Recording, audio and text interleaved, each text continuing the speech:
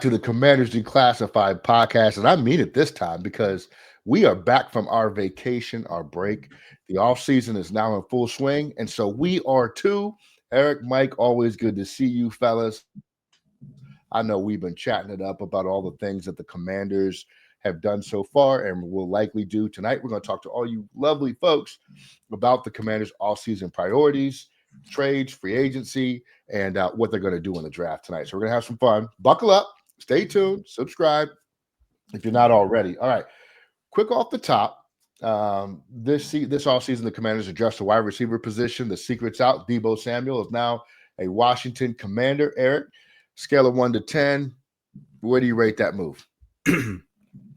I'm in solid 5 territory.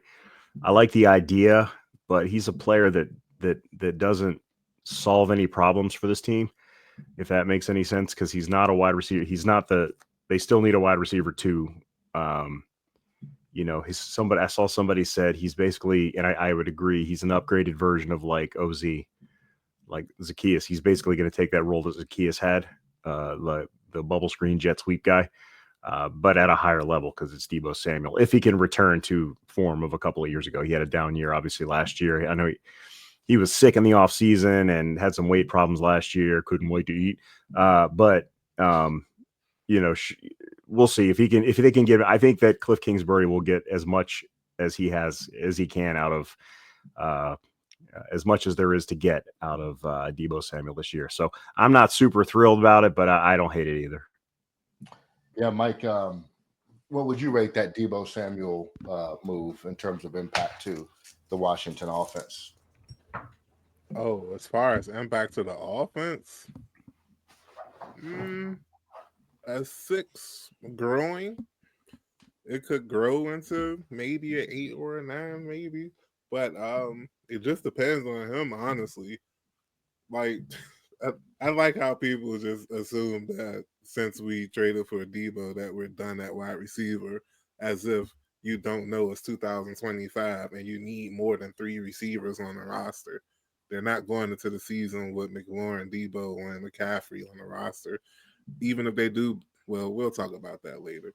But as far as the impact, he's Debo Samuel. Like, even at 50 or whatever percent, he's still going to have a threat on the field. Like, I think people forgot exactly who this man is. Like, I remember him at his Boise State days. Like, the man is a dog. I understand he was overweight, even though nobody's really, like, confirmed that. But he's still a baller. He's on a contract year. You know how it is with the contract season. We just had a team full of them. So I really like the move. I expect it to be fine, but like you said, we definitely still need a wide receiver too. And you said Boise State. I'm assuming you mean University of South Carolina Gamecocks, because that's where he went to college. He didn't go to Boise State. No, man. No, he was USC, unless he was a transfer, but I only remember from USC. I sworn he went to Boise State. Man, I feel like this is deja vu. I think I said this on another show too. Whatever. I guess. I actually was a big fan of the Gamecocks during his time when he was there, so I know he was there. But all good. I would say, like, if it were any other team, I'd rate this a 6.5. Because it's Cliff Kingsbury and his offense is what his offense is.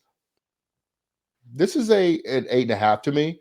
If Debo stays healthy, it's a 9.5. That's a big if, though, right? And then you have to understand, like, this is a move for 1 year, in my opinion, not a move for 2 to 3 years down the road.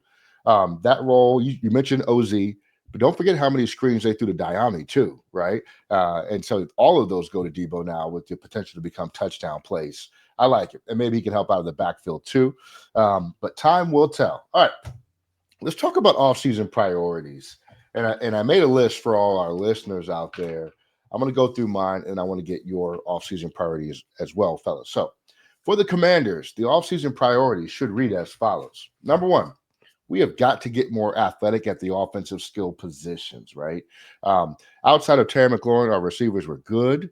They were active, but I wouldn't call them like uber athletic, blue chip type of talent out there. We got to upgrade that. Number 2, we got to solve the weakness in the secondary. once and for all. We've been battling this for way too long. BSJ is not it. Lattimore remains to be seen. Sammerstro, he's a beast. You need another corner. No matter what you do, you need another starting corner out there. And look, Quan Martin was decent. You need another free safety, if you ask me. Number three, we got to find pass rushers. We got guys off the street last year, along with in Fowler Jr. And a few other guys. We had Dorrance Armstrong. I think we signed him to a relatively decent deal. I think it was a 3-year deal or something like that out of Dallas. We got to get guys who can get to the quarterback, period. Number four, improve at the tackle position. Yes, we had our rookie come in. He did okay. But I think we got to upgrade. We got to upgrade at the tackle position. Number five, we got to sign run stoppers. We had Payne and Allen supposed to be like our run stoppers / interior pass rushers. I think they failed at both last year. We got to get guys that can stop the ball at the line of scrimmage. I think Sheldon Day was here. He's a free agent this year. We got to bring him back, but we got to upgrade and get some really, really talented run defenders on this team. Number six, we got to bring back our free agents and fill the depth, right? You want to create a new problem, right? By letting old guys go, not old guys go, but players currently on your roster just leave. Some of those guys need to be here, if nothing else, for depth and familiarity of system. And number seven, we got to fix our kicker spot, right? Because we kind of experimented with Seibert. We had the other guy, Gonzalez, I think it was. But look, the kicker we signed last offseason just got a 3-year deal in Green Bay, right? Now, of course, he had the off-the-field issues and stuff like that. That could have been our guy for 3 years, and that position would have been solved. Those are my offseason priorities for this team. Eric, what are your priorities outside of that? Well, I don't know if I went too far outside of that. Pretty much along the same lines. You know, my main priority is one, beef up the trenches, which kind of encompasses both sides of the ball, specifically at edge, right tackle, and left guard. I think, you know, the offensive line guys, Allegretti and dude on the outside, I always forget his name, the other guy from Kansas City, passable. But I think you can improve there, and I think you need to improve there. And then in edge, I don't know. The guy from Kent, I don't know. Hopefully I don't have to remember his name. Wiley. Yeah, Wiley. There you go. Yeah, so the trenches, edge, you need an elite, a top-notch pass rusher. You've got a lot of free agents there. You got to get better in the trenches. You're probably losing one of your starting defensive tackles, who I still think is a good player. I don't care what you guys say. But you got to figure something out there. You gotta improve both sides. You saw what the Eagles did. They're bringing most of their guys back. You've got to be able to combat that with beefing up the trenches. Find a starting corner, somebody to start opposite Lattimore, and they can push Shane Restill into the slot where he can be the best that he can be. I think that's really where he will excel. He'll be fine outside. He's going to excel as a slot corner. And then the other guys, you bring back some of them. You know, you can play around with it, but you got to get that other starting corner opposite of Lattimore. Number 3 for me was find a kicker. Be it if Gonzalez is the guy, but let's see what you can do there. You got to find something. Austin Seibert had a really solid year before he got injured, but you got to figure something out there, like Ellie said. And next up, dynamic running back. Brian Robinson Jr. is a fine player, but that's really all I can say about him. He's a fine player. He's never going to be a top-notch running back. He's not a big play threat. Austin Eckler is getting a little older. Is he going to be that guy? He's good out of the backfield, but we need to find a young, dynamic running back. Hopefully, we could do that in the draft. And finally, for me, I alluded to it earlier. Number 2 receiver. You got to find somebody, because Debo Samuel is great, but he's not a guy that gets open. He's not a guy that separates, beats press coverage. He's a bully player. He's good in space, but he's not a route runner. You got to find somebody else to put opposite Terry McLaurin. Maybe somebody better. Make Terry McLaurin the number 2. How great would that be?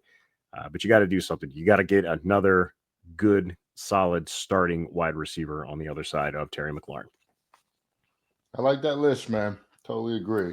And I'm glad you said dynamic running back, because I completely left that off my list, even though that's one of the most important offseason moves for me to make this offense really go.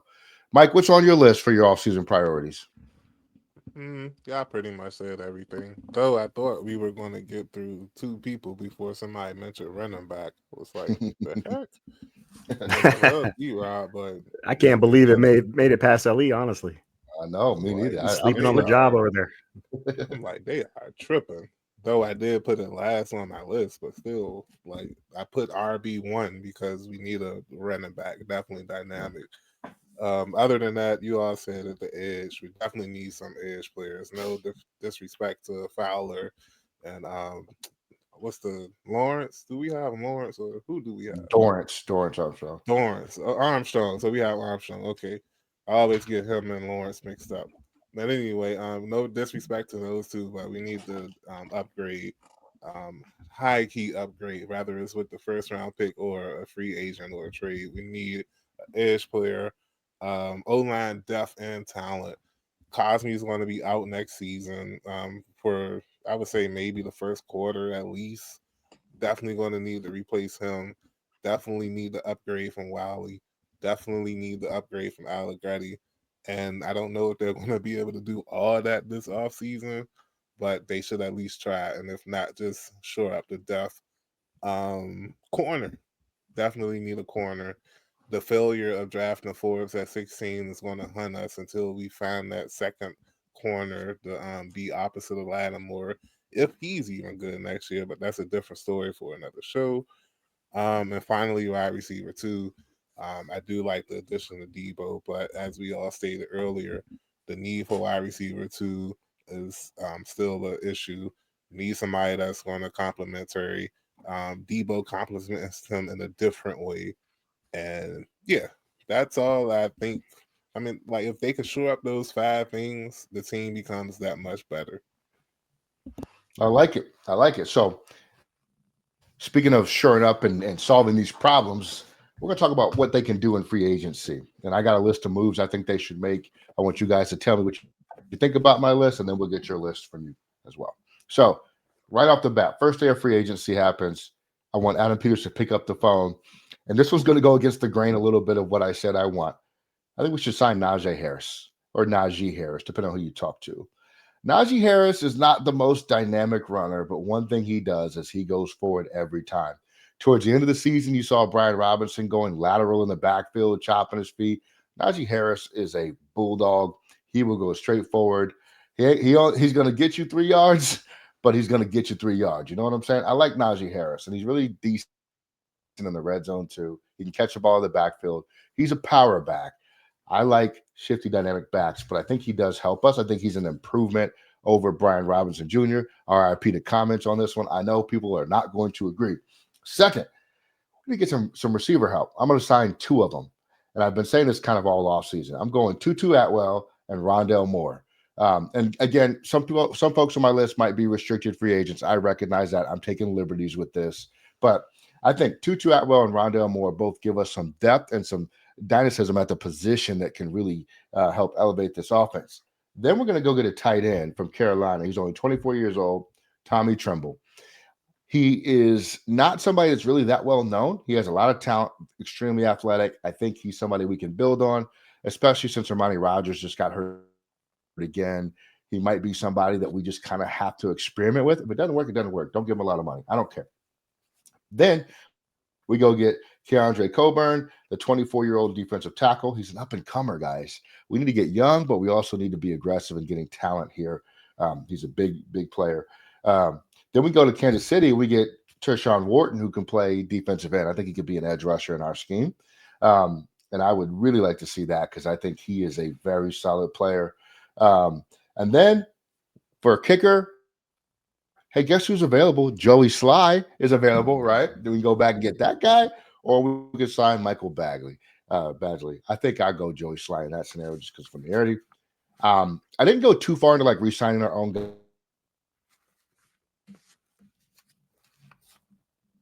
Safety position. Andre Cisco is out there. He was with Jacksonville for a long time. Not a long time, but a little while. And then DJ Reed from the New York Jets. He's a defensive back, undersized. Yes, I know. But I think he's an upgrade over what we have in BSJ and Noah Igbunanigi. So what do you guys think about my free agency plan there?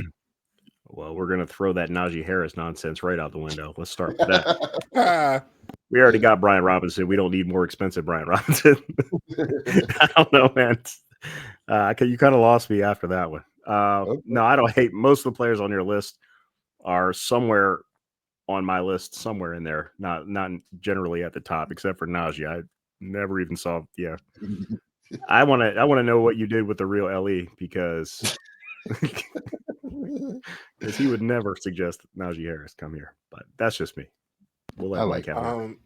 Tutu Atwell. I knew about him coming when he was coming out of college, but is he an outside receiver, bro? Like I really like don't know where He he weighs like lined up. 140 pounds, doesn't he?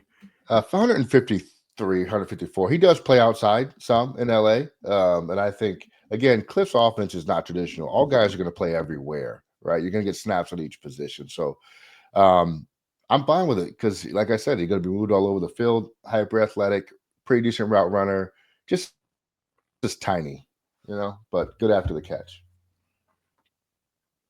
Outside of that, Okay. I have no really like pose to pick or anything. I would just be being a Bama if I said anything else at this point. Okay.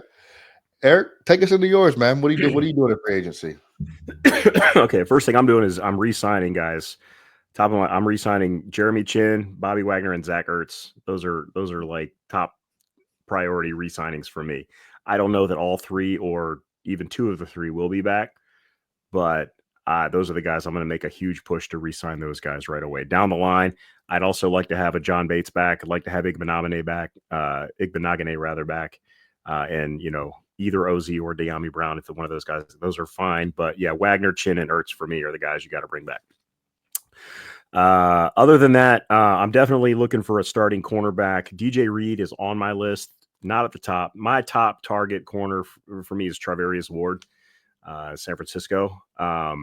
He's got that size, the length. He's got everything you want. Had a little bit of a down year last year, but his also child died. So gonna go ahead and cut him a pass on that because before that he was amazing. So he went through a lot last year. Adam Peters knows him. He's for me. Him and Lattimore, I think, would be just a knockout combination at corner with old boy from Michigan. I already forgot his name. Sorry, I'm having it's vacation brain still going on, but yes, Mikey Sanders still in the slot, and and my guy Igbenogany. So definitely, I'm making a big push for Charvarius Ward. My heart was broken earlier this week because one of my favorite free agents that I thought would have been a home run steal. Alaric Jackson, he just re-signed with the Rams as a left tackle. I think if we could have brought Alaric Jackson in and either moved Brandon Coleman inside to guard or over to right tackle, I thought that would have been great, but Jackson's no longer there.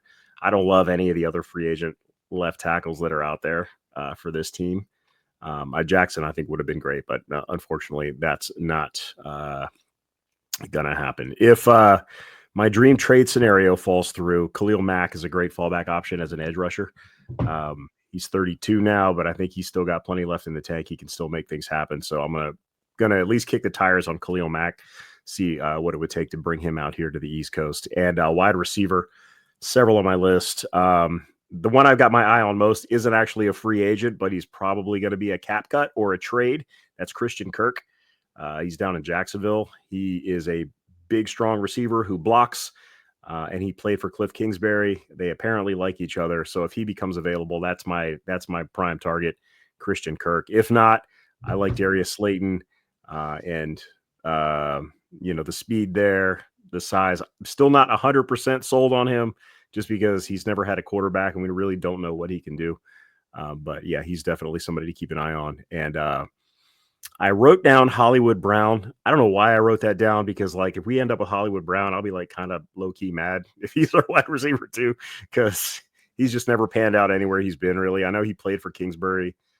I don't remember him having a ton of success. I just, he seems to underwhelm everywhere he goes. But for some reason, I have him on my list as well. But that's my free agency to-do list for this offseason. Listen, Slayton is going to have such an overpriced market because the limitations on really good receivers, and he's not that old, right? And so his market's going to get just I feel very like much. he might get a Christian Kirk contract from a couple of years ago. Like he's in that position exactly. where he's like a dude who's never really done much, but he's just going to get a big deal because, you know. But hey, 100%. Kirk, it worked out because Christian Kirk's had 2 really good seasons since he signed that Yes. deal. So Well, and Kirk was injury prone before he got to Jacksonville. I don't know if he yeah, still is, but He Ward was I like. injured this year. Ward I like, and everybody really seems to be. A lot of Commanders fans like Travarius Ward. He's 28 though, and like the window for free agents you're going to give long term deals to is, or you want to be 26, right? That 26-year range, getting into their peak. He's a little bit beyond that. I'm okay with a couple year deal for him, but I would not expect too much after the first year of that deal. I think he's the same age as DJ Reed though. I think DJ Reed's 28 Otherwise, too. I like your list, man. I didn't hear running back Lattimore's, though, so you're not free agency, I'm guessing, huh? oh, not in free. No, there's no free. Who you? No, I'm not bringing in Najee Harris if that's what you're asking. No Najee. Okay. Mike, take us through your free agency moves. I don't think we're going to trade John Allen. I think he's going to just be a straight up cut. So that's going to give us $16 million, I believe, back. And we're going to need that to re-sign some people. I got us re-signing Bobby Wagner. I even got some numbers with it. 2 years, $15 million. That's $7.5 a year. I'm not going to lie, the Raiders might up that price a bit more than it's probably worth, but it is what it is. You bring one veteran back, you bring back another. Zach Ertz, man, give me. People might say he was thinking about $10 million a year. I don't think it's going to get to that point. 2 year, 10 million for Zach Ertz, I believe gets it done. Give me 3 year, 21 million for Jeremy Chinler return. That's $7 million a year. Please bring back Tress Way for 3 years, $9 million for $3 million a year. Noah Igbenogany, like we need depth at corner. He wasn't that bad. He definitely improved throughout the season. Bring him back on I feel like a great contract, 2 year, $3 million. Noah Brown, same thing, 2 year, $3 million. He started the season great. Had that injury that took him out, weird injury, but it seems like he's healthy enough for people to want him back. So I want him back. Sheldon Day, we need depth at defensive tackle. There's no guarantee, especially with the limited amount of picks we had, that we'll be able to grab somebody. So bring back a solid vet. And John Bates, man, 3 years, 10 million maybe. Bring him back on the contract. You need a blocking tight end, even if he isn't dynamic. Yes, he struggles with ball security at times, but I like him. And like I said, you need a blocking tight end. As far as outside of that, bringing back our own, I don't think they're going shopping the way people expect them to go. But I think when they do go get someone, it's going to be some heavy hitters. I only have a sign of 3 people. The biggest being Khalil Mack. I really feel like Quinn is going to want to bring in another edge defender to shore up, especially if they're not going to sign Fowler back. They're projecting over $20 million a year. I hate to pay that for Mac, but I mean, it's a position of need, especially if you're not trading for Garrett. Mekhi Beckman, I don't like taking a project player, especially in free agency, but he did play well in Philly. If healthy, he should be able to play right tackle, Lee Coleman at left tackle. And as far as corner, I'm cool with bringing in Stephon Gilmore on a 1 year deal. Honestly, it should have happened last year. I feel like that's something that they slept on, and because of that, they had to spend draft capital when bringing in Lattimore because I'm not gonna say they panicked, but um, it was not addressing cornerback the way they needed to address it last year, forced them to go after Lattimore, and they should have had Gilmore already. But I think they right the wrong and bring him back this year, and that's it. Sign your own, bring us some reassurances, and then let's get ready to draft. Well, what I'll say about yours is like you like older free agents, and that's problematic, I think, for long term team building. Khalil Mack is 34, 6 sacks last year. We had guys that we got off the street that did better than that. No offense. And then I think you said Noah Brown. I'm out on Noah Brown. I don't know why. I'm just I was never really that in on Yeah, Noah Brown, Mm-hmm. but I'm out on because Noah you know what Brown. you're getting. You're going to get But, 7 games, is what is because that's what you're going to get. Noah Brown. yep, He's just Yeah, not going but to play. as You know, he's a not going to play a full season. yeah. but when I'm thinking him, I'm thinking more like fourth, fifth wide receiver option, not the second receiver that he was earlier in the year. Yeah. And on Yeah, the no, old Noah players Brown is a like guy who Peterson, blocks though, and that's a feather in his yeah. cap. He's physical and he Um, blocks. Peter said that he's Yeah. going to build through the draft, so that's why I put the emphasis on re-signing players that he already signed last year because they're I wouldn't say glue pieces, but they could become glue pieces. And don't bring in too many people outside the organization and focus on the draft. I only have us signing three outside people. I mean, they're old, but they should be able to come in and contribute right away, especially at those three positions: the edge, offensive line, and corner. Like those are probably the three positions we struggle the most, especially in the playoffs, honestly. So bringing in some vet reassurances for late in the season or whatever, I just feel like it would be a cool move.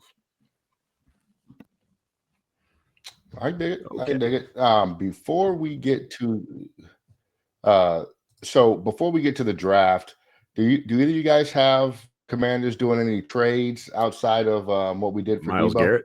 You be Miles Garrett? Absolutely. If he becomes Are you available, projecting that? Well, no. See, here's the. I nah. would. I'm all in on Miles Garrett, and I think this team should 100% go after Miles Garrett. I just don't think that we can beat out Philly, because Philly, their roster construction is further along to the point where they can survive giving up a lot of picks, whereas Washington really can't.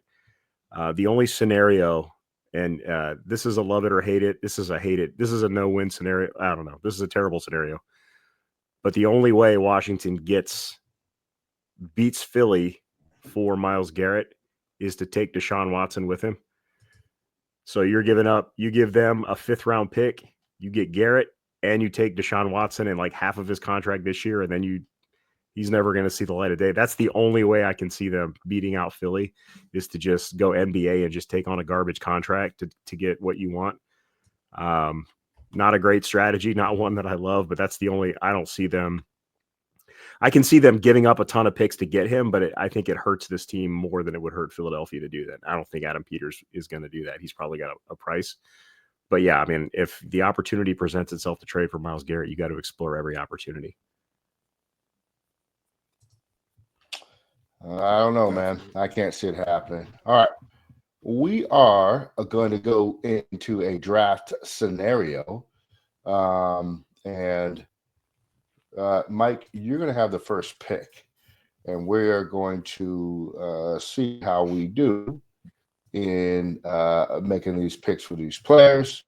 We're going to alternate me, then Eric on our first time through. Let me get this going. All right. What do you guys see? My I see thing. PFF. Get out of here and let's go, PFF. We're going to enter the draft room on the clock. We're going to start this draft up. And we are pick number 29. Okay, we're on the clock real quick. Mike, think about who you want to take, but who's been taken so far. Will Johnson's gone. Derek Harmon's gone. Colston Loveland is off the board. Jalen Walker, Darius Alexander have all been taken. McMillan went first in the draft. That is not happening. This simulator, I tell you what. Travis Hunter went second overall. Cam Ward went to the Giants. Abdul Carter, the pass rusher, went to the Patriots. Mason Graham, defensive interior player, went to the Raiders. Ashton Gentry went to the Panthers, and Shador went to the Jets. Talk to me, man. What are we doing here at the 29th pick? Hmm. I don't think there's any need to stroll down any further, or scroll down any further. Those two picks, Shamar Stewart and Matthew Golden, man, consensus fans, those are the two picks that I've been hearing a lot, especially after Saturday. when Golden ran that 40 that he ran. He's tall too, a big target, but I don't know if I could pass up on Shamar Stewart. I've been hearing some great things about him. Granted, I did just throw a lot of money at Khalil Mack in the offseason, but man, having those two on the D line with Newton and Payne, suddenly the defensive line looks much, much better. And I think I could find a wide receiver, maybe not as good as Golden, but a good wide receiver in the later rounds. So go ahead and give me Shamar Stewart, the edge from Texas A&M. The Commanders draft Shamar Stewart, the edge from Texas A&M. Eric, I you on don't the think he's clock? far. We are at pick. Oh, I'm on the clock? Oh, okay. You don't think so? We just took Shamar Stewart. Shamar Stewart is a like freak athlete, right? From Texas or Texas. He's like that. Yeah. I like that pick too. All right. Who can I see here? I have done absolutely no research. So just take so you took an edge, and we don't know what we did in free agency. We're going to assume we followed my plan. So we have no needs. Can you pull up running backs? There you go. All right. Travion Henderson is my pick out of Ohio State. Oh, yeah. He's very athletic and very explosive from what I can remember, honestly, which is about 60% of the college football that I watched this season, which wasn't very much to begin with. But I'm going to go with Travion Henderson as my number 2 pick out of Ohio State at running back. Wow. Okay. And I'm going to look at wide receivers. Not loving what I'm seeing here for this particular. My guy Troy Horton. But this would be like severely overdrafting him. I think he's a guy we should target in the later rounds. But he's not going to be there. Where we are, I'm going to go ahead and take Jalen Royals out of Utah State. I'm going to draft him, and then I'm going to Google who he is. All right. Mike, you're up. Pick number 206. What are we doing here? What? We jumped from 79 to 206? Oh, because we don't have the 5th round. Yep. Marshawn and Debo. Yep. I'm waiting to see who's available. None of these look appetizing. What position group are you looking at? Let's go to offensive guard, bro.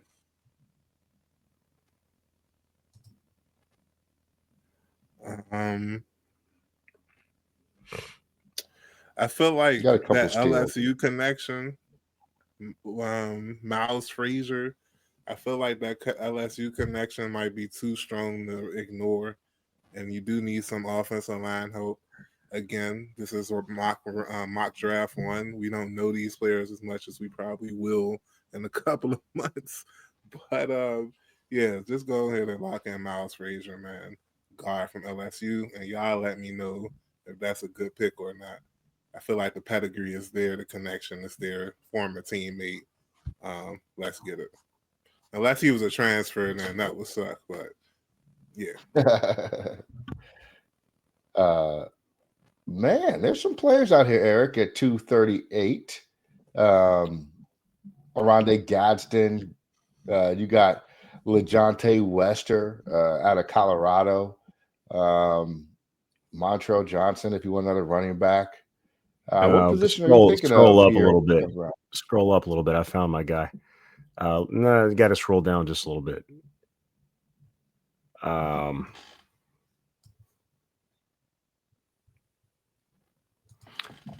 Give me. Oh, what are you doing there? Get off of there. The audio people are yelling at us right now. They're like, "What is he doing?" Give me. Yep, there he is, right there. We're taking a defensive lineman because when we get this late in the round, I just look for old rap and R&B singers. So we're going with Cameron Jackson because I haven't done any research on any players at this point. So we go.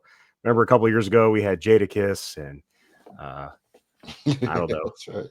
But yeah, we're going old school R&B. So we're going Cameron Jackson. All right, and I'm going I to just had finish to this see what up, and we're position going to he take played another. before we did it. We're going to take another running back. Actually, look at Kyron Lacey out here. He could be a heck of a player if his legal situation clears up. I don't know if it will because I know there's a lot involved.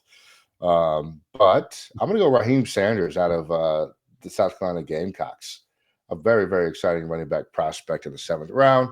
That would then complete our draft. So when we go back and look at our draft, fellas, tell me what position we ignored that we absolutely needed to address.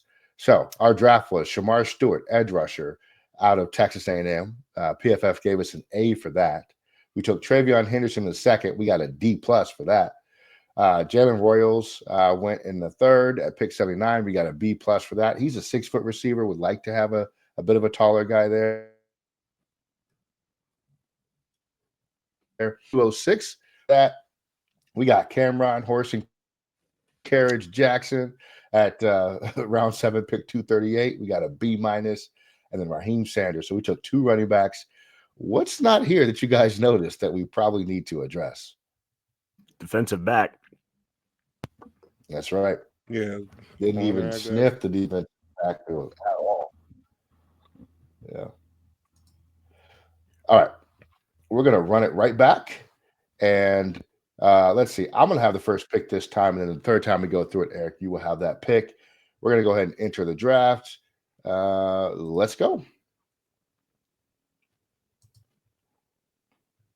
All right.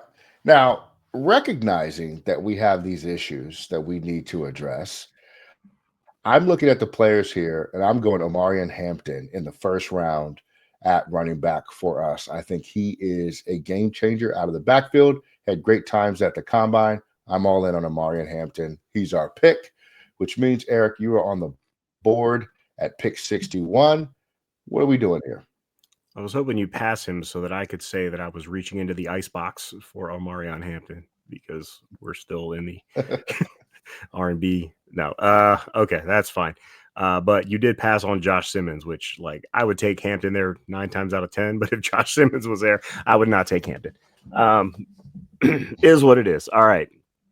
Xavier Restrepo, Jared Ivey. Yeah, let's go edge. Let's go Jared Ivey out of Mississippi. I'm gonna get a solid B plus on that pick from PFF. I'm a little offended that they gave me a D minus for Travion. They got him rated way lower than all other places do. Yeah. Yes, they do. Absolutely. Let's go. All right. Let's go to corner. We're gonna go to cornerback, please.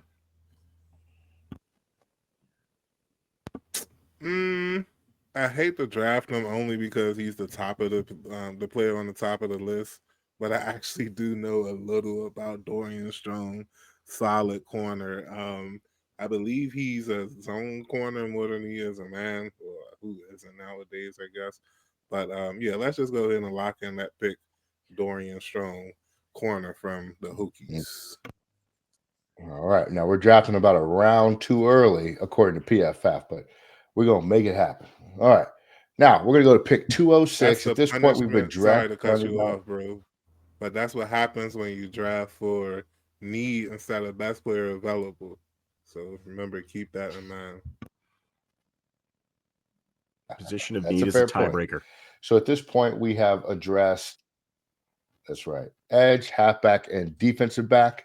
What we have not yet addressed is the wide receiver position. I'm going to do that here at wide receiver, and I'm going to take Jimmy Horn Jr. No. You know what? I like Jimmy Horn Jr. a lot. Ooh, tough. Will Shepard, LaJohntay Wester, all these guys can play. Shepard's a little bit bigger than Jimmy Horn Jr. I think Jimmy Horn Jr. is supremely dynamic, though. I'm going to take Jimmy Horn Jr. out of Colorado. Eric, you are back on the clock. That's right. You are back on the clock at 2:38. Joe Horn? What is he related to?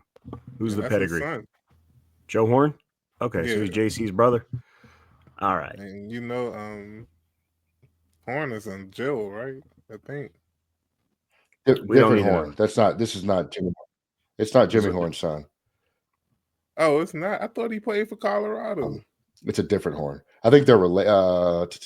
Dad also played, but it's not the Joe Horn from Yeah, because Joe the Horn is Saints. J.C. Horn's dad from Did Carolina. J.C. Horn play for Right, Colorado right, too? right. No, J.C. Horn went to like South Carolina, something like that. I could have We're going down a sworn rabbit Deion trail now. Sanders had a former player's son that was in prison. I thought it was Joe Horn. That's a mistake. My bad, Jimmy y'all. All right, Horn let's scroll Sr. down.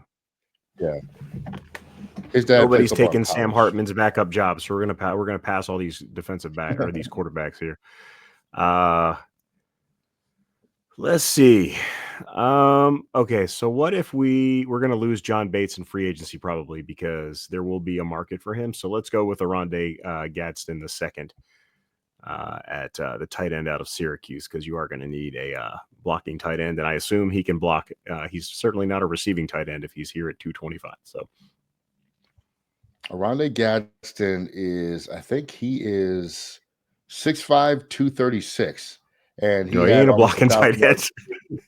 Yeah, he ain't Not blocking at tight end. all a blocking. Well, he's then a playmaker. Still good. I guess yeah, Sinnett's our blocker then. That's right. And I already picked him, so we can't go back. Mike, finish this out, man. 250. What are we doing here? This the 7th round. Let's go to Seventh round, kicker, man. Yep. Let's go to kicker. Let's do it. We're going to draft a kicker. All right. I don't even know if they show up here. Maybe special teams. All right, here we go. Man, hold on. Get the Hey, dude, number 233 there, Andres Borgala. He looks like he plays soccer. I'm just saying. I went to Caden Davis. He has a high ADP, so yeah, let's get it. Yeah, let's make it happen. That's a value pick. That's what you call that. All right, Man, now let's look at our analytics from this draft. We dang, they gave me a C for Amarian Hampton, an A for Jared Ivey, our edge defender, a C for Dorian Strong, the cornerback. Jimmy Horn Jr. got a C plus. Aronde Gadsden got a B of all picks, and Caden Davis got a C plus. So overall, they gave us B minus. Any glaring holes here? I think we kind of spread it out a lot better this time with our picks, didn't we? No offensive Maybe. line. Oh, here, we didn't address the offensive line at all. Yeah. Hey, them's just the breaks. All right, Eric, you get the number one pick. Hampton over Josh Simmons. Yeah, that's why you got a D. That's right. All right, Eric, you're up. First pick in the draft, and then Mike, you're on the clock. All right, and of course, my guy's not. Of course, Josh Simmons. I don't have the no-brainer, but yeah, Emeka Egbuka. I'm like on the fence with him because I think he's going to be like a really solid player, but he's not like really special at anything. He's just like pretty good at everything. So yeah, give me Omarion. I'll take the D. It's fine because Omarion's going to be a special running back. Oh, okay, Uh-oh. okay. I would have. Yeah, You took some other players Egbuka? down here. I scrolled. Oh, I don't care about that. I'll take Egbuka. I'm going BPA. I'm going for the grade, Yeah, the draft grade. I can't get too bad of a grade from here, right? Yeah, give me Omarion. I saw Eamon Worry from South Carolina. Oh, you just took Egbuka anyway. After everything, I just badmouthed him, and you took him anyway. Is that who you told me to take? I'm sorry. No, What'd you say? I said take Omarion, but you took Egbuka, which is fine. I'll be happy with Egbuka. I think he's going to be a fine NFL player. I just don't know if he's going to be like elite at anything, but we'll see. I heard Egbuka, and my brain went to Egbuka. Yeah, Mike, what we got? I was going Omarion there, but that's okay. I really I would pick Jared Ivey, but we just picked him, so I don't want to go back to back. But you know it's going to be an A pick. I know, right? Can I go to corner? Go back. We got a guard with the ADP of 41 too, hanging out there at 60. Sorry. Let's go to corner. None of those really tickle my fancy, so let's just go back to all, and I will go with. Oh, I guess we can't go back to all. Oh, yep, it right did go. Oh, no, sorry about that. I didn't see it. We really need an edge player, so I guess I'll just go Jared Ivey again, man. I really don't want to, but if he's there in the second round, then yeah, let's get him. All right. Well, since Eric failed to address the running back position, Yeah, my fault. Completely my I'm fault. gonna see what we got out here at the running back position, and let's see. We got. Why is this not in order? By the way. Oh, a player I liked a lot is Devin Neal. But we're at pick 79. That's a bit too rich for my blood. RJ Harvey, I'm not sold on. Um, I'm going to say in the third round, we ought to address the offensive line in some form or fashion. Um, we can't keep ignoring this. Oh, but these tackles, man, I feel like we're just reaching for the stars here. Not loving that. Let's look at our guards. I think we can still get better in the interior. Uh, yeah, I'll go Wyatt Millum from West Virginia and pray that this kid pans out. Eric, you are on the clock at 2:06, sir. All right, we're in old school rap territory. Let me see what we got here. We got a lot of picks to go before we pick. All right, we're up. There Let's we go. go. Here we go. Here we go. All right. Should we take a backup quarterback here? Maybe Curtis Blow up there? No.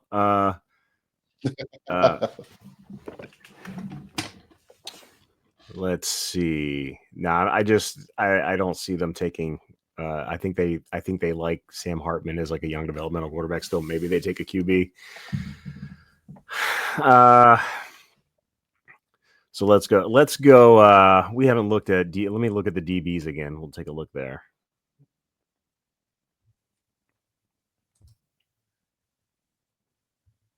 The DBs.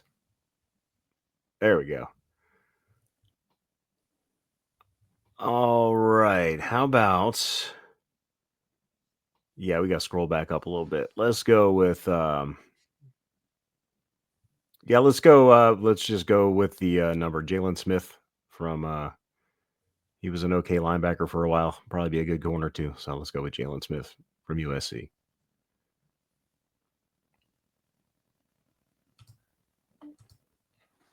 It's done.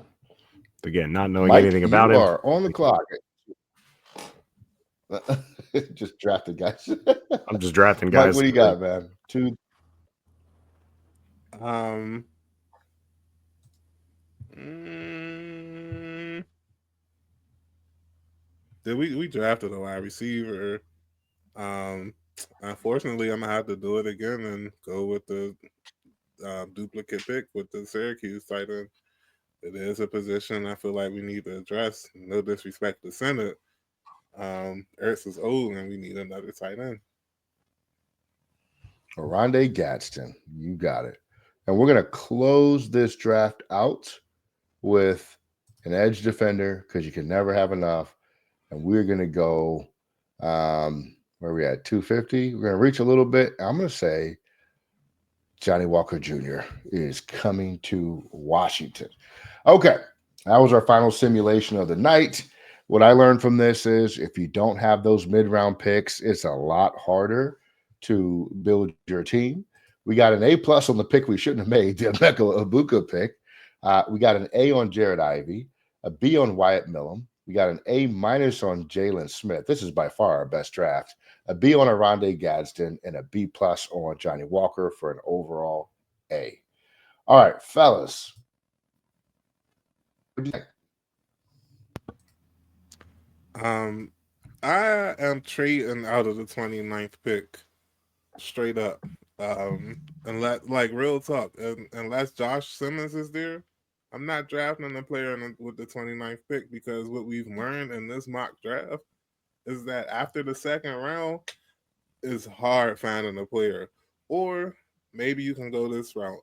Since we know the draft is deep with running backs, and in no circumstances don't draft a running back before the third round. And maybe we can get away with only having 6 picks this year.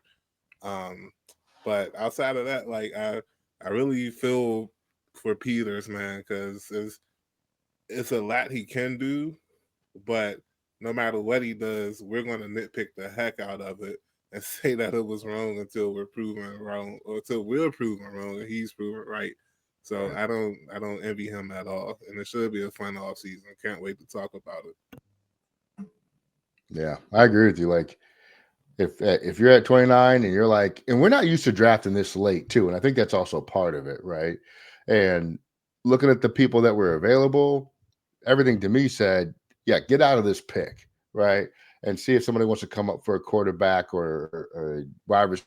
I don't know what it is, but if you can move back into round 2 and then pick up some of those middle round picks, let's make that happen, because that was rough. And then going from the 3rd round all the way to the 7th round, sheesh, you're not going to help your team that much in the draft doing that. So they definitely have to make some moves. Eric, what do you think?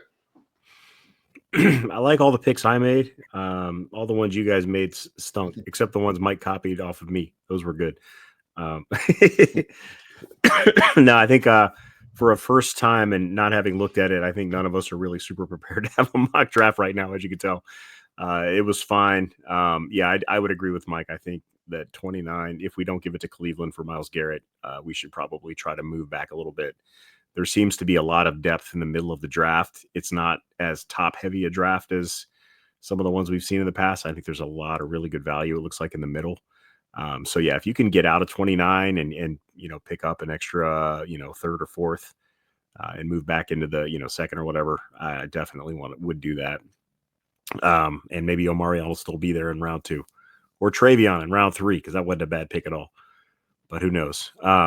Yeah, we'll see. We'll just have to see what happens. It's gonna be a fun offseason. Lots gonna happen. My favorite pick of the draft, Yeah, was in the first draft when LE got my man Rocket Raheem Sanders in the 7th round. I don't know why he's projected that low. I don't know if it's some injury concerns. Does he have bad ball vision? Because from what I've seen, he would be perfect in this offense with Jay and Daniel. So if Rocket Raheem is going in the 7th round, like I said, no running backs before the 3rd round. yeah, yeah. I mean, yeah, it's a very deep running back class. I think Mel Kiper said there's 35 to 38 draftable running backs. So obviously, no need to reach on Hampton at 29. But if you can get a player that might be in that special tier, I understand if we do that. I don't think we're going to do that, though. I think it's going to be edge defender or interior offensive line at this point. We all passed on Ariante, the tackle, which I've seen him banked at about in the top 20 at some point, but we just weren't certain. I think as we do more research, maybe we'll become more comfortable with some of those early offensive linemen. All right.